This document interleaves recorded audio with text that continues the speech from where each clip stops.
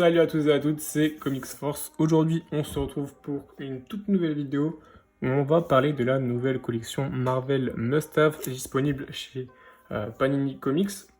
Donc voilà, une courte vidéo pour vous présenter donc cette nouvelle collection. Une collection coup de cœur pour moi. Donc je vais vous montrer un peu en détail ce qu'on peut retrouver dedans et surtout le prix. Donc voilà. Donc en fait, il faut savoir que ça, c'est un peu la suite des Marvel Events.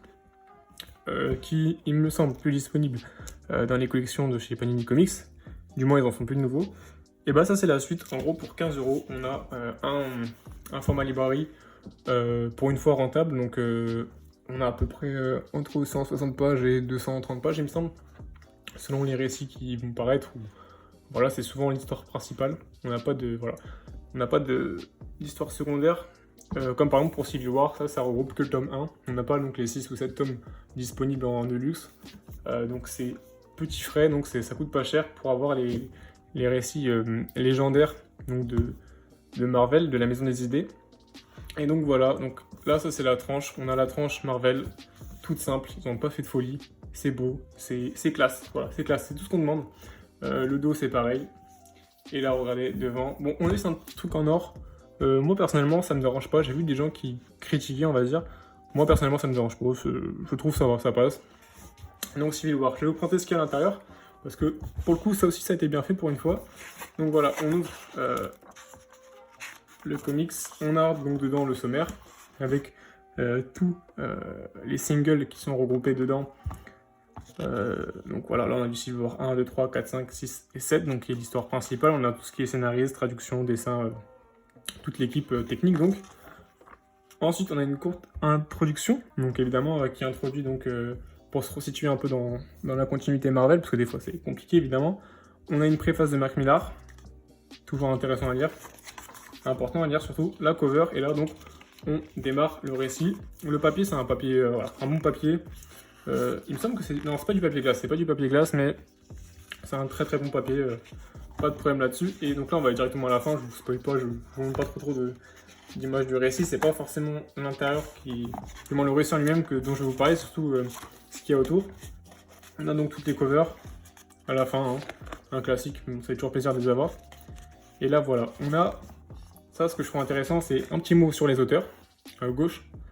On a... Là justement, chaque couleur représente donc un bonus on va dire. On commence donc par les coulisses, la chronologie, la lecture annexe, les lectures annexes, les notes et surtout la collection Marvel Must Have. On passe donc là, on voit les coulisses à gauche et on a donc les coulisses, donc la création de ce titre, de ce récit que je trouve intéressant, c'est des anecdotes, c'est bon, c'est très très bon. Donc, par exemple pour Old Man Logan, ça va être les coulisses sur la création du personnage.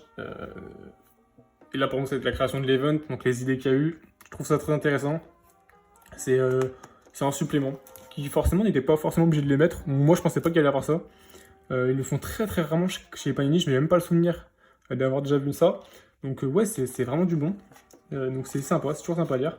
Ensuite, on a la chronologie. Donc, c'est pour se situer en termes de récit. Bon, évidemment, c'est aussi pour vendre. Hein. C'est leur métier. Ils ont bien raison. Donc là, on a tout ce qui a pu se passer avant, donc sur chaque, par exemple sur Civil War, sur chaque petite équipe. Ensuite, on a le récit. Et donc, si on veut connaître donc, les conséquences ou ce qui a pu se passer après, justement, dans l'event, même si chez Marvel, on sait maintenant qu'il n'y a plus trop de conséquences, malheureusement. Mais là, par exemple, chez Civil War, on peut voir les conséquences qu'il y a eu après ce conflit. Donc, différents récits, on peut les voir. Et là, voilà, là, on a donc les lectures annexes. C'est donc d'autres lectures qui n'ont pas de lien direct avec le récit, mais c'est des autres récits. Par exemple, chez Old Man Logan, on va retrouver Old Man Hawkeye. On n'est pas obligé de les lire, mais si vous voulez découvrir plus sur cet univers, bah allez-y. Par exemple, là, c'est Civil War 1, bon, logiquement, on a Civil War 2. Donc voilà, donc toutes les lectures annexes, toujours intéressant, si vous voulez poursuivre. Et on a aussi, par exemple, là, sur Old Man Logan, j'aurais peut-être dû prendre ce titre-là, mais bon, c'est pas grave. Attendez, je vais vous montrer au pire. Hop, Old Man Logan. Donc faut savoir que moi j'ai pris 3 titres, hein. J'ai pas pris tout ce qui est Spider-Verse parce que moi faut savoir que le Spider-Verse ça me saoule. Je trouve que c'est pompé à la mort. Moi forcément j'en peux plus du Spider-Verse, ce titre là. Donc j'ai pris que ces 3 titres, hein. Séparation, Old Man Logan et Civil War.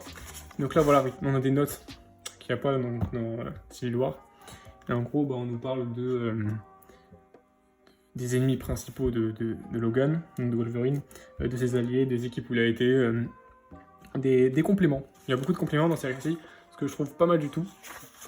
Et là, du coup, voilà, la collection Marvel Must-Have, avec ce qui apparaît. Donc ce mois-ci, on en avait 4, et le mois prochain, on en aura 3, voire 2, pour certains mois. Et donc voilà, donc c'est par exemple le mois prochain, c'est chaque mois, hein, faut savoir, on aura donc du Deadpool, que je vous conseille, c'est une lecture fun, on va dire. Du Thanos Ascension, évidemment.